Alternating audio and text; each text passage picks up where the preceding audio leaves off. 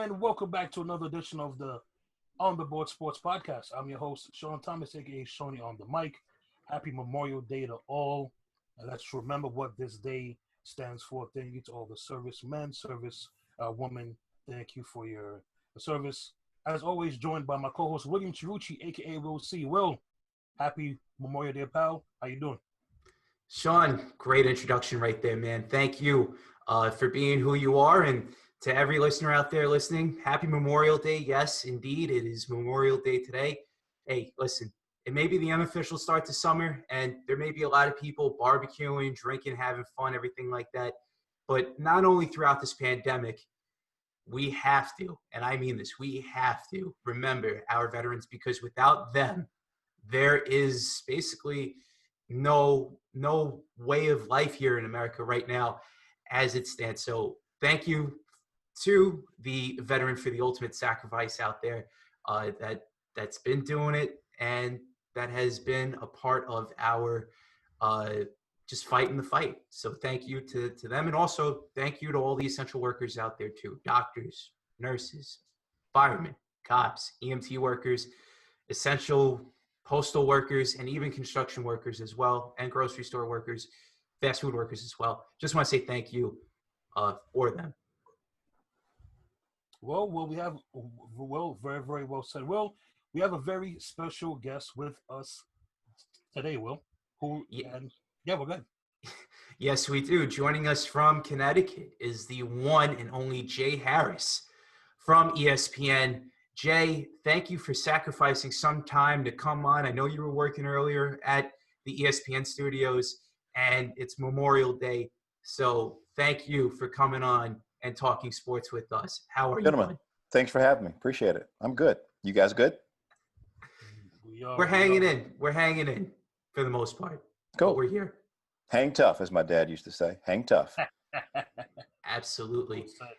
Jay, how did the love for sports broadcasting begin for you?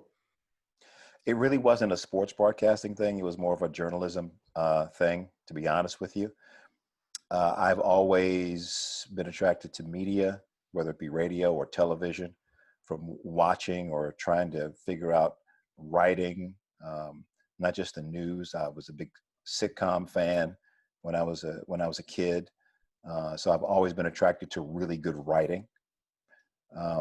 When I was in the 11th grade, I took one of those career aptitude tests, and I scored well in the area of interpersonal skills. And I looked at the jobs underneath it, and I think journalist was the third one down. I said, "Oh, okay, that's what I'll be." So that's kind of where it started in the 11th grade. That's awesome. And you went to Old Dominion, you found your way, and now you're working at ESPN right now. So that's awesome to hear. I am. It's cool. I'm enjoying it. That's definitely awesome to hear there, Jay. Jay, can you just talk about the importance of what makes writing so important? Like, it could make or break a scene, a script, a show, so on and so forth. How important is writing when it comes to just journalism and everything? I always tell people, don't be a journalist. I'm sorry, I take that back. Don't be a sports reporter or a news reporter or a sports broadcaster or whatever. Be a storyteller. You're a journalist at heart. Be a storyteller. So if you can, you have to have the ability to go out and get some information, bring that information back, and put it in a form that is digestible, informative, in some cases entertaining to your audience, whether it be television or radio. And writing is essential. I mean, storytelling is essential. It's the essence of what we do. Especially, I love everything we do at ESPN, and I'm not being a company man saying that. It's the honest truth. Before I got to ESPN, I would watch ESPN all the time. But from SportsCenter to Outside the Lines to all the other shows, but especially the features that we do, the great storytelling, and now that with the 30 for 30s, writing is the foundation of everything. Good storytelling is the foundation. So without it, you don't have much, not in my opinion. Interesting stuff right there. Well said, Jay. Jay, did you have any favorite writers at all growing up, or any broadcasters that that you looked at and said, I want to style myself after such and such? No, not really. Growing up in North Carolina, there were folks I watched on television, local broadcasters way back in the day. Charlie Gaddy was a big time newscaster. Tom Suter did sports. Now I think Tom does news. I'd have to check to make sure that I'm telling the truth on that. Nationally, I really, really liked Tom Brokaw. I really liked Brian Gumbel. They just were able to, especially with Brokaw. I'm sorry, not Brokaw. Peter Jennings. I like Tom Brokaw, but I really like Peter Jennings. To be in a situation and tell me about that situation, no matter what it was, whether it be on the set, live breaking news from the scene of conflict, war, wherever, interviewing whoever. He just had an ease about him and could just flow. And I used to watch Bryant interview. I still do when I watch Real Sports. And just the really good open-ended questions. One of his best questions is why? Why? And you have to answer that question. I find when I watch a lot of interviews, there are not a lot of questions. It's like a leading statement, and then people stop, and then the interviewee is stuck for all intents and purposes, because if you're expecting a question, you're ready to give an answer. But if someone hits you with a statement, you're like, well, there's not necessarily an answer. So I'll just say what I want to say and go off on my own off ramp wherever I want to go. So as an interviewer, like watching Peter Jennings or watching Tom Brokaw or watching Brian Gumbel and seeing them ask good open-ended questions and making their interviewees work and give them good answers. I try to remember that. We had a guy who's like the interview guru. His name is John Sawatsky, and he used to work at ESPN. And he had this class he would do every few months. And I finagled my way into his class, I think 2 or 3 times, just because I was just so blown away by it. And it just changed the way I looked at interviews and interviewing, and changed the way I watch television. And my wife gets mad at me, I think, because I think I pay more attention to the actual interviewer than what's going on. And I will yell at the television and she'll look at me, but I can't help myself because bad interviewing just bothers me. I know that was a long answer and I apologize, but it's okay. That's perfect. It's okay. That's perfect. Like we're just zoned in, taking it and all in. So absolutely that was, perfect. Jay, to piggyback off of that, obviously you've been on TV for a long time, anchor and broad. Why you got to say it that way? A long time. What are you trying to say, man? I mean that in the most. Okay, this interview is over. Goodbye. I mean that in the most lovable way, Jay. But Jay, what goes into making a broadcaster and an anchor great? Like, what skills, talents, qualities does one need to have to go from good to great in your mind? Can I answer that question with a question? Sure. Go for it. Who do you like to watch? Honestly, I like to watch Louis Riddick. I love that man. Louis does an outstanding job. My all-time favorite person, Chris Berman. Chris Berman. Since I was a kid. Why do you like Chris Berman? When he talks about the game and when he talks about just sports, even though I'm watching it from home, I feel like I'm watching it with him. I'm sitting down, I'm next to him. It's almost like the way that he breaks down everything. It's almost like I'm being taught more than I'm being told, if that makes sense. Makes sense. He's very personable. Right. He's good it makes you feel like it's just you and him, that whole one-on-one communication kind of thing. Right. Yeah. And he has a way with words, and he makes it fun, and he knows his stuff. So you trust him. So to answer your question, all that stuff that you see in Chris Berman is what makes a great anchor, a great reporter. And Louis Riddick, he's more of the analyst, but with Louis, you get someone who has the experience and is able to take the experience that he has in the NFL and just talk to you about it. I mean, that's a skill, man. That is not easy to do. I mean, I agree. Lewis is one of the best. And when I watch Lewis, when I watch Adam Schefter, when I watch Woj, when I watch Tim Legler, when I watch Bruce Bowen, when I watch all these people who come from another area, Tim Kirkchin, he's fabulous. I mean, him and Adam, writers and whatnot, but not necessarily broadcasters, but they are able to take their experience and their information and just talk to us, because that's what it's all about. And just that again, the one-on-one communication, and just tell me what you know. And if you don't know it, say you don't know it, and they go find out some more information. They bring it back to you when they know it. Right. It's so simple, but it's not, because it takes you doing it year after year after year to realize that, oh, this is simple, and I should just talk. I should just talk to people. Right. That's well said. Very well said right there, Jay.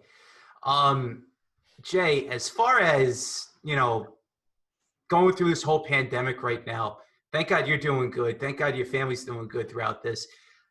My question for you is, since basketball is coming back in New York with the training facilities opening, even hockey and baseball and such going out there and reopening, what's your thoughts on sports coming back and, just basically getting training back in the States for now? My thoughts are, I will watch it as it goes along. Safety for these human beings that play the games that we love to watch is paramount in my mind. And I know it is for all the leagues and the team owners and the commissioners and coaches and whatnot. So it's going to be interesting to see the protocols that they put in place. Like NASCAR is just hitting it out the box. Right. The way no fans in the stands, testing, everyone lives in a community. We try to keep everybody together. The drivers, it's different than the team sport, because you're in a car by yourself. So you don't have to worry about anybody during the actual race. I talked to Brad Keselowski this morning, because he won the race in Charlotte yesterday. And he said, he's glad they're racing, but he does miss the fans. But if he had to choose between racing and the fans, he wants to race, because that's what they do. And the fans can watch it on television. And hopefully we will get to the point where we have the proper safety protocols in place, or a vaccine where fans can come back to watch it in person. So as we open up, per se, and things start to come back, it just interests me watching the different safety protocols that are put into place, and the different discussions that are aimed at keeping not only the team safe, but hopefully the fans too. Well said, Jay. Well said. Jay, did you have any favorite players, any favorite teams, any favorite sports growing up? Oh man, I mean, yeah. I mean, growing up in Chapel Hill, I wasn't a Carolina fan. I was a North Carolina State fan, and I took a lot of I took a lot of stuff from a lot of friends, a lot of my people in Chapel Hill, for not rooting for the hometown Tar Heels. They were cool, but there was this dude at State, and wore number 44, could jump out the gym, named David Thompson, who was just everything to me. Right. I mean, that's my guy. And years later, I found like I'm in good company, because David Thompson was Michael Jordan's guy. So that's who he looked to. So I'm like, all right, I'm good. I'm doing this right, Mm-hmm. Right. So yeah, I mean, but heck, I have a lot of favorite players. I mean, I grew up when I was a kid as a Cowboys and a Dolphins fan. And I have no idea how I became a Celtics fan. I think I was Okay. I think I was the only black kid who was a Celtics fan. My best friend was a Lakers fan, and we battled in the '80s. You know, just being honest with you. Yeah. But John Havlicek was my guy. I just loved the way he played the game. We lived in Pittsburgh for 12 years, so if you live in Pittsburgh, you're either all Steelers, all Penguins, all Pirates, or you're run out of town. So, I mean, that's where I am now with those teams. But not, I don't necessarily, other than those teams and Old Dominion, because that's my school. Right. I just like watching good people. I just like watching people play, man. I like watching the athletes. I like watching the teams. So I'm not so much a rooter for a particular team now, or I just enjoy it. Like I hate the whole greatest of all time debate, because I'm like, well, why can't I just enjoy each individual for what they do without having to pick which one does it the best? Right. Especially when it comes to eras, because the game is different. All of the games are different. So someone who's doing it now or has done it in the last 20 years, you put them 40 years ago, are they the same person? Yeah, I don't think so. Equipment's different, team's different, everything's different. So who am I to definitively say that one person is absolutely the better than everybody else? I'm just trying to enjoy everybody for what they bring to the game, their respective games. And people might call that a cop-out. Fine, call that a cop-out. But I'm trying to enjoy, because it don't last forever. As we found out with The Last Dance. I mean, I watched every episode, and I saw Michael Jordan. Michael Jordan dunked on me in a pickup game in Chapel Hill when I was in high school, as I was leaving for college, and he was in college, because in Chapel Hill, you just grew up with people, and that was just life in Chapel Hill.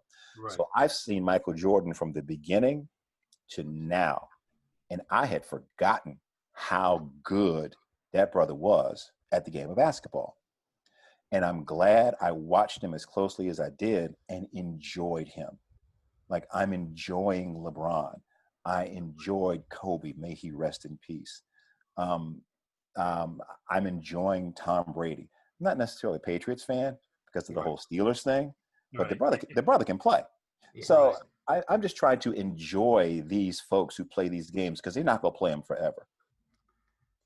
Well said right there, Jay. Absolutely well said on that. Jay, I got to come around here back to the NC State stuff, because right across the street from their campus, their football campus, is PNC Arena, where the Carolina Hurricanes play and where the basketball team plays.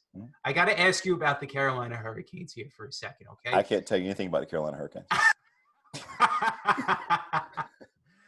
All good. But I'm serious. I'm not gonna lie to you. I all good. I don't follow them. Okay. We can, talk about the Penguins if you want to, I guess. But so I'll take it you're a Penguins fan. Yeah, the whole Pittsburgh thing. Okay. All right. When we got there, you had 2 cups, 91 and 92. I was there when Yarker was but a pup, and he used to drive really fast everywhere, and they would stop him and give him speeding tickets. It was great.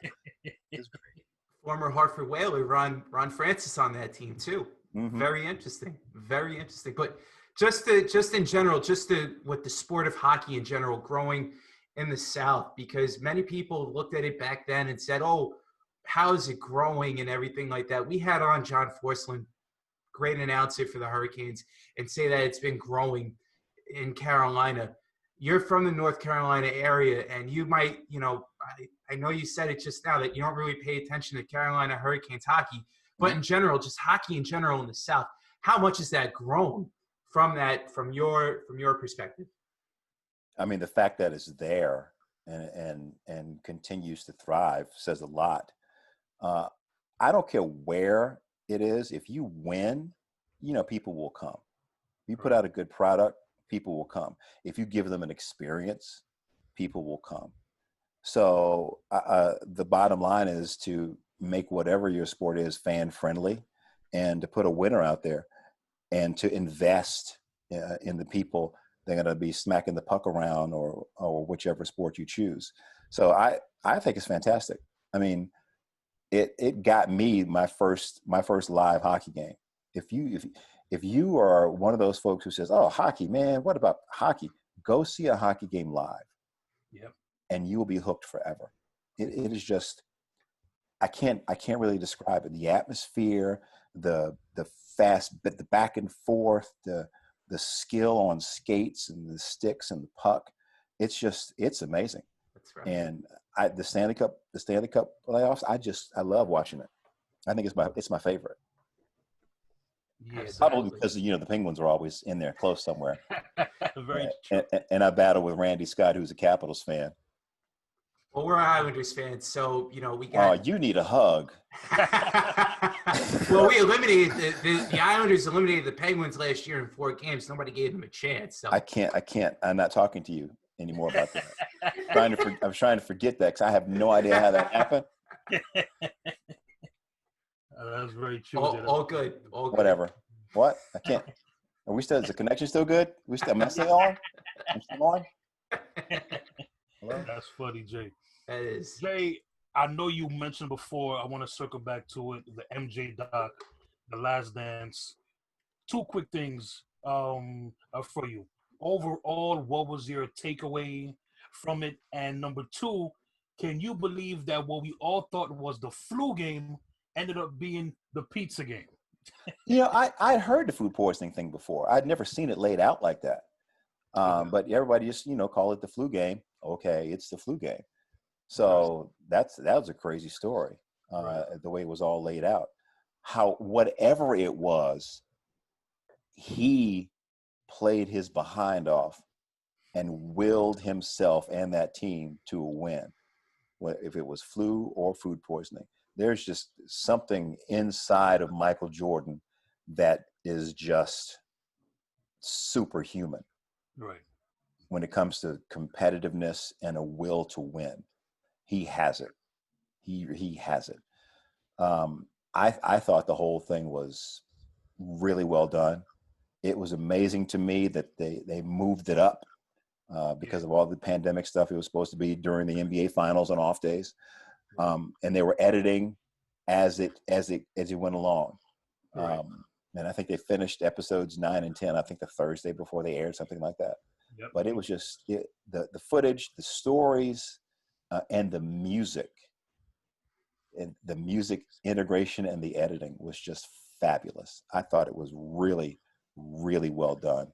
And I might just have to watch it again on ESPN Plus. And you can buy ESPN Plus if you like, if you don't have it on your mobile app. Free advertising right there. Excellent plug, Jay. Excellent plug indeed. Jay, outside of being, a sports reporter, you've worked in, you've done various news stories. Mm-hmm. Which news story stands out to you as far as one that you remember the most? There was a story I did in Pittsburgh that my photographer and I did because we were a team. There was some new technology and the remains of a local woman's loved one was identified and brought home. Okay. A war remains. She led us into her home. Everyone had the story, but we were on the 10 o'clock news, so we had a little extra time. So she led us into her home, pulled out like flags and honors and medals and everything. And my photographer shot it well with a light, and we just talked. The thing we talked about before, we just talked, and she gave us a lot of good information, and she gave us a story. So we went back and we wrote the story, put it together, edited it, aired it. And a couple of days later, we get this letter, and she wrote us thanking us, telling us how much she appreciated how we treated her memories. And that always stands out to me because I've gotten the letters that, hey man, you suck. Why are you even on television? We hate you, blah, blah, blah. Everybody gets those. I mean, it's just, I guess, I'm not even gonna say it's the society we live in. It's the society that was grown from the beginning because it's always been here. We just have more technology now. Right. But For someone to take the time and write something nice and to say how much they appreciate it, it made me feel good that we took the care into that story that we did. So when things like that happen, you realize that that's what it's all about. So every story, whether it's a 20-second voiceover or a 10-minute feature story, it deserves the care, man, because you're talking about a person. You're talking about something, somebody's loved one. If it's a regular news item, there's the human element in there. So you have to respect that. You have to treat that with respect. So that has to come out. So that's probably the one that I remember, and I kind of lean on to this day. Interesting there, Jay. Jay, I'm not just saying this because you're on with us now, but you're one of the people that I enjoy to watch, and I really try and grasp things that you say and try and learn. With that being said, there's two and others that I also did and try to do that with, that I know you worked with, but they're no longer here.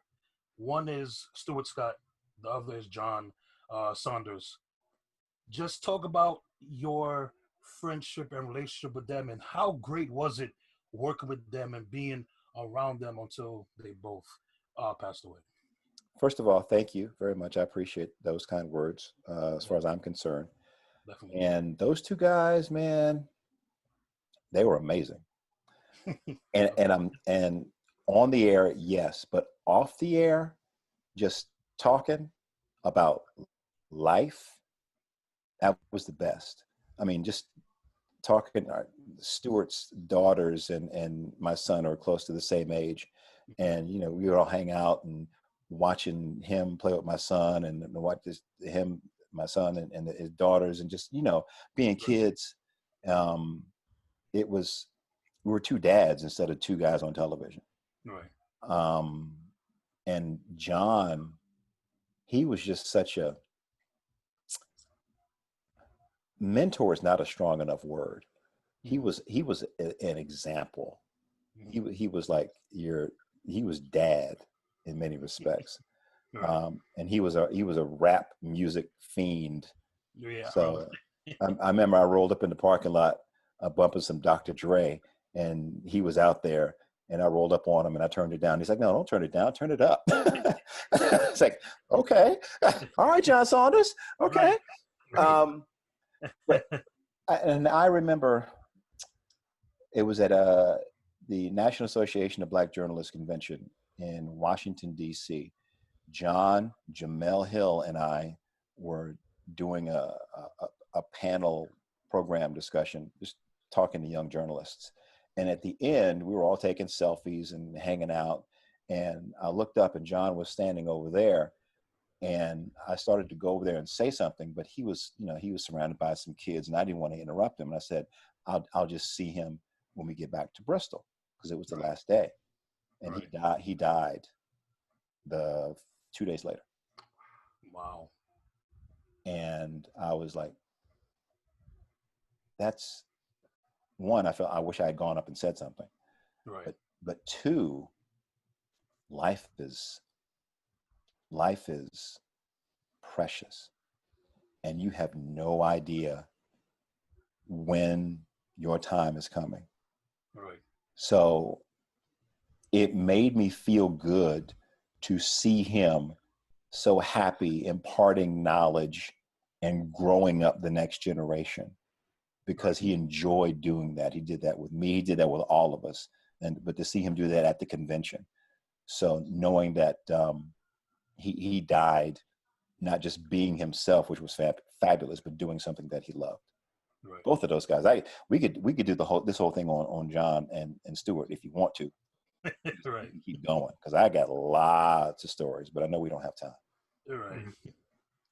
Thank you for sharing. Thank you for that. Thank you for that. Thank you. Absolutely, right there, Jay.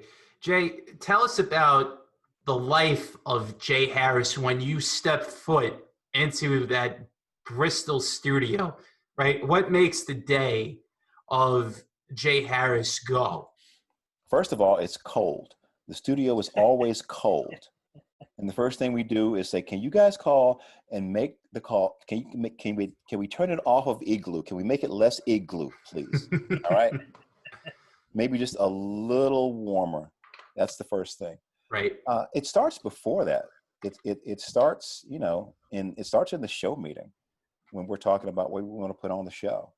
And with the producer and the coordinating producer and the director and the researcher, everybody and the production assistants who do the highlights, everybody chiming in with ideas. And then the producer goes to the computer and throws everything in and creates a rundown in the A block, B block, C block, D block, and everything. And then throws the stories in and assigns stories, and we start writing. And that's what we spend most of our pre-show time doing, writing and talking and cracking jokes in the pod where we sit, where we used to sit, all of us together. Now with the social distancing, we're spread apart.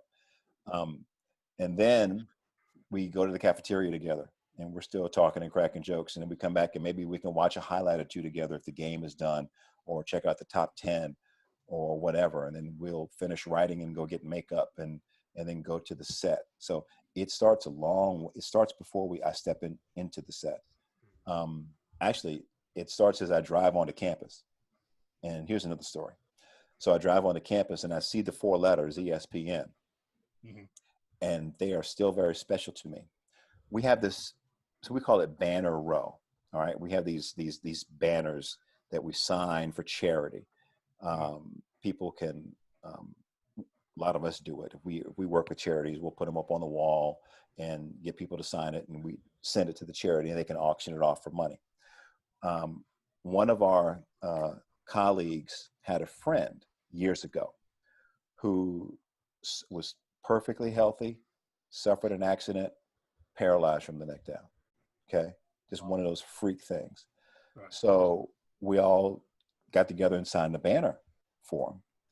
And our colleague took his buddy the banner, and he said when he gave it to him, he cried because he's a big fan of the network, watched all the shows, and the fact that we would take the time to just even that kind of that gesture meant so much that he shed tears.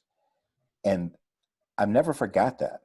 So when I roll onto campus and I see those 4 letters, they impact people. They affect people. So I got to be on my game, man. I have to make sure that when I say welcome to SportsCenter, my name is Jay Harris, that I'm bringing something. I'm not just mailing it in. From that story to, especially when the Little League World Series, the prelims are in Bristol, and the teams come and they tour ESPN, and they're just like, wow, this is ESPN. Yeah. And these are the adults I'm talking about. Okay, like, wow, this is ESPN. The kids too. Right. But it means something, y'all. So and I'm not the only one who feels this way. So we know this place is special.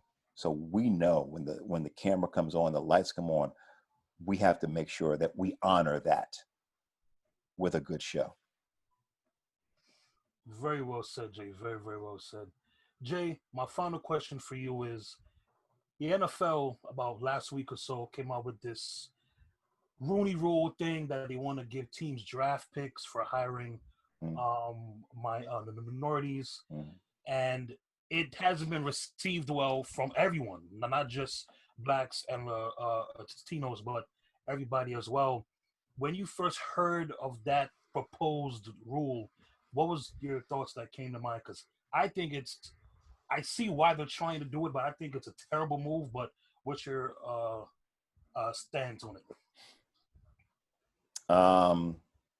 Kind of made me laugh, to be honest with you. Right. I mean, okay, here we go again.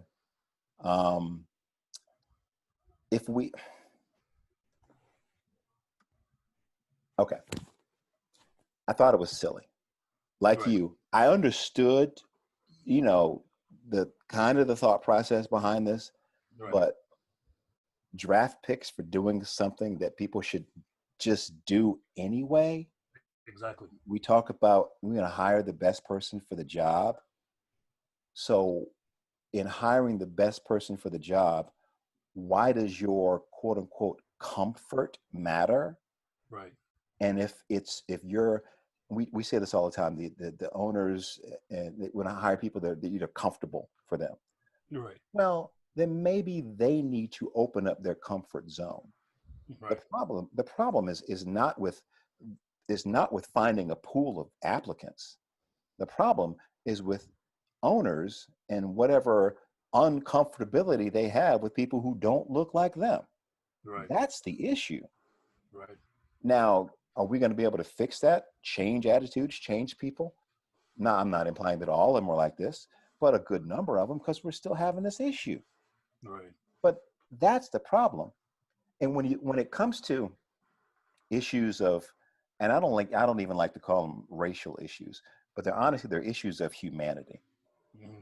Because if we really believe that we're all humans and we're equal and we all bleed the same, then damn it, stop looking at skin color. Right. And I hear, folks like to say, if there's with this issue too, well, why is it always, why with these coaches, why is it always a race issue, like with black folks? Why is it a race thing? Well, why don't you ask that question of the people who are being racist? Right. Because that's what a problem is.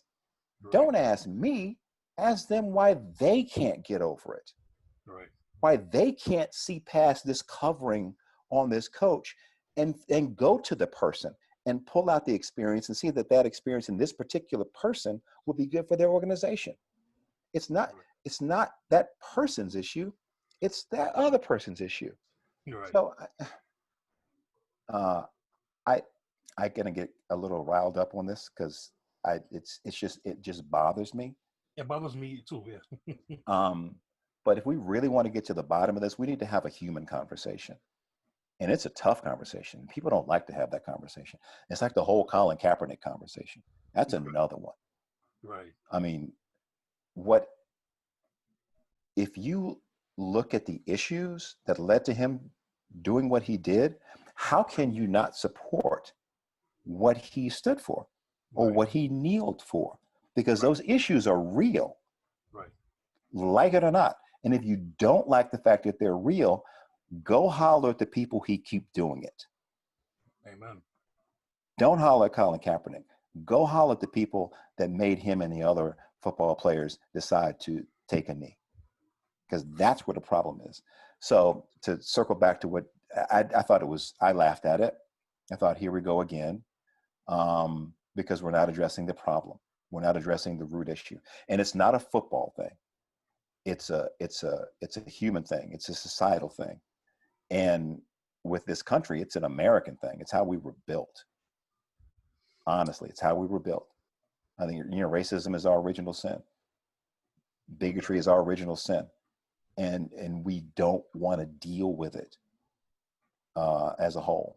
And until we do, we'll propose more stupid ideas, talking about giving draft picks that just do the human thing. Amen to that, Jay, because I feel the same way. The fact that a rule even exists in the first place. Mm-hmm. That why is there a rule that exists to hire the best guy just because he doesn't look like you or look like someone else? So that's just crazy to me. So thank you for definitely sharing that, Jay. You're welcome. Jay, me and Will appreciate you so much for coming on. Thank you for taking some time. Before you go, how do the people follow you on social media? Jay Harris, ESPN on Twitter and Instagram. Those are the main two. My daughter said no TikTok for me because I'm too old. Understood. Yeah. Jay, once again, thank you for taking some time, especially on this day and after work. Me and Will appreciate it, and we appreciate you, and continue to stay safe. Thank you so much, man. Jay, thank you again, man. Really appreciate it. You're very welcome, guys. Peace.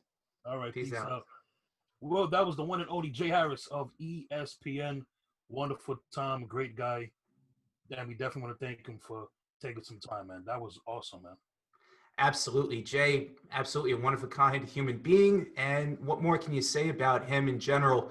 Just the man knows a lot. And hey, like you said before, storytelling. That's what matters the most. And just writing in general, going out there, just being human beings in general. Just, I learned a lot today from this. I really did. I definitely did also. I definitely did also.